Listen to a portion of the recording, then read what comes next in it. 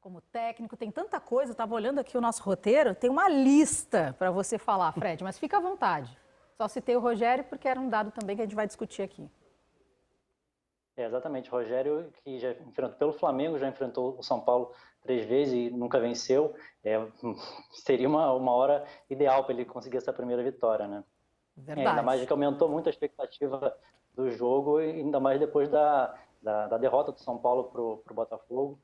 Aumentou bastante o clima, né, de tensão. Mas pelo menos boas notícias em relação aos jogadores que saíram com problemas físicos da partida contra o Internacional. O caso do Gabigol, do Diego e do Rodrigo Caio. Todos já estão liberados, provavelmente não vão ser problema para esse jogo, para essa final. Só o Rodrigo Caio que ainda não está treinando normalmente, mas mais por uma precaução. Então esses 3 jogadores não vão ser problema para esse jogo, para essa decisão com o São Paulo. O último problema físico aí agora foi do César, o goleiro reserva, teve um problema no joelho, no treinamento, dificilmente vai ficar à disposição. E como o Diego Alves também está machucado e não vai estar à disposição para esse jogo, provavelmente Gabriel Batista vai ficar ali como opção no banco de reservas para o Hugo Souza. E Arão, que já tinha ficado fora, ficou no banco, né, na verdade, no jogo contra o Internacional, mas não tinha condição física de entrar por causa da fratura no dedo. Ainda não voltou às atividades e dificilmente vai ter condição também de jogar nesse jogo para São Paulo. Pô, ele conseguiu resumir tudo muito rapidamente. Você é fera, hein, Fred? Eram todos os ilustres que estavam aí no espelho, né? Não deu nem tempo né? de a gente rodar todas as imagens ali. Enquanto ele falava, a gente corria atrás para colocar as imagens. 100% de aproveitamento. 100% de aproveitamento mesmo. Bom, então vamos por partes aqui para a gente discutir as informações que trouxe o Fred. Fred fica por aqui, então, problemas para o Flamengo, assim, preocupação, grande preocupação. Eu lembro que o Gabigol, teve muita gente que ficou questionando a saída dele e tal, e foi um mal-estar. O Flamengo falou disso depois do jogo. A questão do Diego também, tá tudo bem. Agora, a questão do Arão ainda é um ponto de interrogação que pode acabar pesando para essa partida também. Mas é quase como se, com o peso que teve o final do jogo contra o Inter e as possíveis baixas, é quase como interpretar como dos males o menor. Se a gente falar da confirmação da ausência do César, por exemplo, que bom que você tem Diego, Rodrigo Caio e Gabigol disponíveis para um jogo como esse. E o Grafa sabe bem, enfim, todo mundo que convive no meio, esse é o tipo de jogo que o cara joga mesmo baleado. Um cara indiscutível, imprescindível. É a partida do... Por mais que a gente esteja em 2021, a gente está falando, essa é a partida do ano de 2020, temporada 2020 do Flamengo. Não tendo chegado na Copa do Brasil, não tendo chegado na Libertadores, é o jogo do título brasileiro, né? Então, mesmo que o cara esteja, vamos lá, bem meia boca, com possibilidade de não suportar 90 minutos, com possibilidade da lesão falar mais alto dentro do campo de jogo logo cedo, ainda assim o normal é que ele vá a campo por ser imprescindível. Quando a gente fala do Gabigol, fato. Quando a gente fala do Rodrigo Caio, fato também. Então esse é o jogo que foge de um padrão de descansa, é melhor ser um pouco mais... tirar um pouco o pé, porque tem sequência de temporada, nada disso. Mas esse jogo fala mais... É outra situação. É mais pesado, mas ainda assim, se for considerado imprescindível e ele conseguir fazer os movimentos mínimos, né, exigidos para estar em campo, ele vai para o jogo. Grafa, você iria para o jogo, então? Eu iria, né? Depende da situação, da lesão, né? É o dedo do pé, né? Queira ou não, mesmo não sendo o dedão assim, mas o dedo do pé faz falta, né? No jogo, dói bastante, incomoda bastante para pisar, para correr, para arrancar. Eu não sei como é que tá a recuperação dele. A lesão muscular, dependendo de onde for a lesão muscular, você consegue atuar. Eu já atuei com lesão muscular. Mas um jogo desse, o cara faz um esforço um pouco fora do normal para poder jogar sim, Karine. Eu jogaria, lógico, que eu não queria ficar de fora do jogo desse. Foi uma coincidência também do Adriano Imperador, que acabou se machucando. Então, tem várias coincidências nessa reta final de Campeonato Brasileiro envolvendo o Flamengo. Mas eu queria também trazer aqui a hashtag troca de passes e mais uma informação, várias informações, na verdade, para a gente discutir. Mas primeiro eu vou dar moral para a galera que está nos assistindo também. O Leonardo Schroeder colocou para a gente, lembrando que nas últimas derrotas do Flamengo contra o São Paulo, estava desfalcado por lesão ou seleção. E o Hugo, em início de titularidade, teve um erro crucial no confronto. Sim, mas é passado, né? O Hugo também já amadureceu. Claro, obviamente que o Diego faz falta, mas dá para confiar nessa situação? Tipo, o Hugo, tu acha que o Hugo já tem essa maturidade? Eu acho que já, né? Eu acho que qualquer tipo de falha ou de jogo abaixo não vai estar atrelado diretamente ao peso da partida, assim. Ele já viveu momentos grandes dentro da temporada. É daí para mais, na verdade, né? A qualidade eu acho que já está posta à prova nesse sentido. Entrar em campo pelo Flamengo já exerce uma pressão absurda. Então, por mais que seja um período muito curto e sem nenhum jogo desse tamanho, ainda assim é como se fosse uma bagagem. Ele só está crescendo, né? A bagagem, a experiência à frente do gol de um time onde não dá para entrar, né, mais ou menos, ou pressionado, ou sentindo psicologicamente. Sem contar que a gente sempre falou isso sobre ele, né? Extremamente estável, né? A cabeça boa, boas declarações, então não vejo como problema, não. Eu também curto muito o perfil dele. Oi, Fred.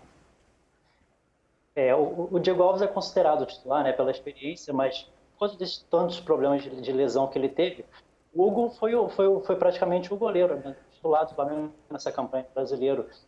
Ele tem mais do que o dobro dos jogos do Diego Alves nesse campeonato. Então é um jogador que ainda está, apesar de ser jovem, já foi bastante testado, já jogou jogos importantes, como o próprio como São Paulo, a falha dele. Eram jogos importantes, jogos decisivos, jogou Libertadores, jogou Copa do Brasil. Então é um jogador que o Rogério fica muito em cima dele, se cobra muito, até para entender muito da posição, mas desconfio muito no Hugo. Trazendo agora a questão do Rogério Ceni, que nunca derrotou o São Paulo como treinador, isso aconteceu, vocês lembram? Vamos refrescar a memória também de todo mundo, né? Pelo Fortaleza, aconteceu isso nas oitavas de final da Copa do Brasil, 3-3 em Fortaleza, depois 2-2 no Morumbi. A saída depois para o Flamengo, em novembro, colocou de novo ele, logo na estreia, diante do São Paulo, mais uma vez no caminho, aquela questão toda no Maracanã, pelas quartas de final. E o resultado do confronto também foi igual. Após vencer 2-1 no Maracanã, 3-0 no Morumbi. Então, assim, o Tricolor foi classificado. Tem essa situação que deve estar para ele, assim, engasgado. Por mais que ele tenha uma história imensa como jogador do São Paulo, vou passar para o Grafo aqui primeiro essa bola. Por mais que ele tenha essa questão do São Paulo como jogador, agora ele é treinador, né? Então ele é diferente, ele tem que visualizar, ele visualiza o Flamengo também de uma outra forma. Imagina aqui no Rio de Janeiro, para ele vivendo no Rio de Janeiro, como o Flamengo é grande, todos os dias, indo na padaria, indo no supermercado, enfim, vivencia isso de uma forma que é impossível, né? Não passar um motivacional focado nisso. Karine, acho que aí já é um fator crucial para ser motivacional. Nunca ter vencido o São Paulo, né? Na carreira como treinador. E como jogador também, né? Que ele nunca jogou contra o São Paulo, né? Ou seja, é uma coisa que não o São Paulo tá no coração do Rogério Ceni, ele faz parte da história, o maior jogador da história do clube. A gente sabe do carinho que ele tem pelo São Paulo, mas agora ele é treinador de futebol do Flamengo, um dos maiores clubes do futebol brasileiro, da América do Sul e do mundo, e ele tem essa motivação para ser campeão, né? O primeiro grande título de expressão dele, lógico, com todo respeito ao campeonato do Cearense, a Copa do Nordeste, mas o Campeonato Brasileiro a gente sabe o tamanho do que é ser campeão brasileiro como treinador. E com a trajetória tão curta que ele tem como treinador, já ser campeão brasileiro por um dos clubes do Brasil é uma motivação sensacional. Então isso aí vai ficar de lado, esse carinho, esse amor que ele tem pelo São Paulo já está de lado desde o dia que ele saiu do São Paulo e foi treinar o Fortaleza, e agora com o Flamengo não será diferente disso não. Ele vai defender as cores do Flamengo. Fred, inclusive, bom, óbvio, né? Se acontecer a vitória no Morumbi, o Flamengo garante o título, mas também pensando no passado, o São Paulo não é derrotado desde 2017 pelo rubro-negro. Tem 100% de aproveitamento contra o rival. Você tem mais detalhes? Senão a gente pode bater bola aqui, que eu tenho já também no roteiro aqui. A curiosidade maior é que a última vitória do Morumbi foi em 2011, né? E o Rogério era o goleiro do São Paulo na ocasião. O gol do Flamengo ganhou 2-1, gol do Renato Abreu, que até o Caio Mota, nosso setorista também do Flamengo, fez uma entrevista com ele hoje, ele lembrando dessa situação. Mas realmente o Flamengo, apesar dessa confiança do Flamengo, voltou a jogar bem, e o São Paulo não está num momento bom. Existe um número forte ali. O Flamengo não tem se dado bem com o São Paulo, mas estava uma confiança de que agora tem que acabar com essa má fase do Flamengo com o São Paulo. Fred, já que você citou a entrevista do Caê, então vamos colocar no ar um trecho, é uma entrevista com o Renato Abreu, que estava nessa última vitória do Flamengo sobre o São Paulo, no Morumbi, em 2011. Vamos dar uma olhada, então, nesse pedacinho do papo e depois a gente continua a nossa resenha. Por falar em coincidências e estatísticas e surpresa para você, o Gabriel está a 3 gols de igualar você na marca de artilheiro do Flamengo no século, ou seja, de 2001 para cá, você tem 73 gols marcados, ele tem 70. Queria saber assim, como que você se sente também vendo que é iminente que ele quebre esse recorde, né? Mas para você também um recorde durar tanto tempo, um Flamengo que teve Adriano, teve Wagner Love, tem Gabriel agora, teve David, teve tanta gente aí que é mais atacante e você até hoje tem essa marca de 73 gols com Gabriel em vias de bater, né? Pois é, Caê, não é uma surpresa para mim se ele bater, né? Eu acho que é a função maior do artilheiro, de um jogador de frente, é sempre bater metas e conseguir fazer os gols. Eu fico feliz, porque foi um jogador que eu tive a oportunidade de jogar também com ele no Santos, né? Conhecer muito bem. Nós tínhamos uma brincadeira muito sadia lá no Santos, eu brincava com ele bastante, né? Em relação do patrocínio do Santos naquela época, eu brincava com ele. Enfim, mas eu fico feliz, né? E claro, a minha marca, ela representa muito para mim, né? Foram momentos difíceis, você sabe que você acompanhou muito bem o Flamengo e acompanha. Foram momentos difíceis que nós passamos e eu, graças a Deus, aí continuei e fiz algumas coisas boas dentro do clube, né? E essa foi uma marca importante para mim, né? Ficaria mais chateado se fosse um volante na posição que eu joguei muitos anos pelo Flamengo e tivesse passando essa marca. Mas como que é um jogador de frente, a gente fica tranquilo e eu desejo toda a sorte ao Gabriel, que ele passe realmente e entre na história.